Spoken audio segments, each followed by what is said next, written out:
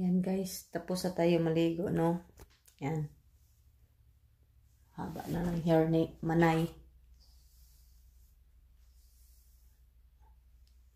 Magligpit tayo sa higaan natin kasi hindi ako nakapagligpit. Yan guys, mahaba ng buhok ni Manay guys. Yan. Yan. Magligpit tayo sa higaan natin guys. Ito ang kalat. Okay lang yan. Ako lang naman dito. Umiga na isa. Wala naman ako kasama. Diba guys? Yan, tapos may mga damit pa ako dito. Nilalaban. Hindi ko napiko. Hindi ko napiko yung mga gamit ko guys. Kaya iko na tayo. Ito na yung habol natin.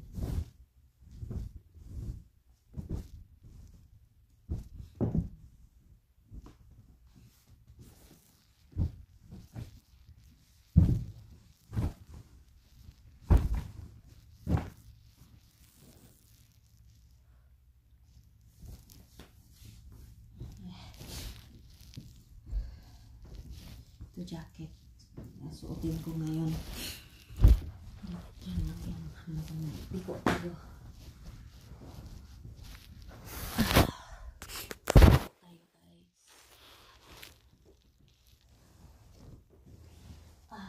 Dami kong pikuin. Mga damit.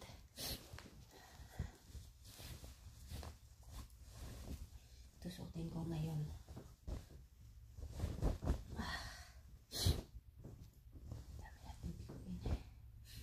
Hindi ako nakapiko. Nilagay ko lang sa higaan ko.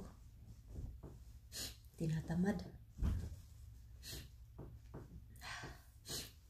Wala nang time magpiko.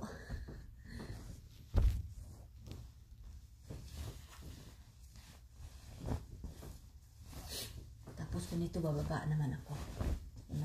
Marami pa akong lipitin doon sa kusina. Pero tapos na maghugas ako. Yung kinakainan nila kagabi. Nilagay lang nila sa lababo tapos hindi man lang nilagyan ng tubig tumigas. Tapos nahugasan ko na yun guys. Kaya lang kailangan pa yun ligpitin, ibalik sa mga kabinet, sa mga lalagyan. Ay nako guys, ang hirap. Hindi ko na alam kung anong gagawin ko.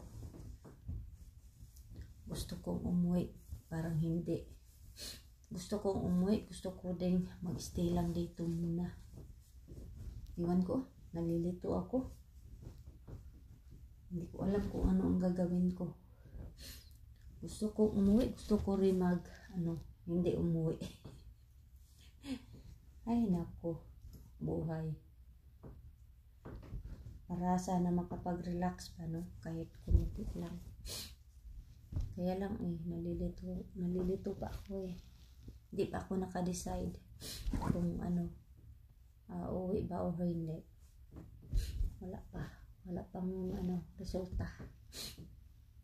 Uuwi ba o hindi, wala pa. Kaya maghintay-hintay lang kayo guys. Sa final decision ko.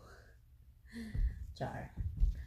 Nalilito ako, pati sa medyas ko nalilito ako kasi 4 yun Padalawa yung tapos saan yung isa. Ayan nalilito ko saan na yung maliit, saan yung kasi pare-pareho to pareho sambal. Bahala na basta kay nakuan napilo.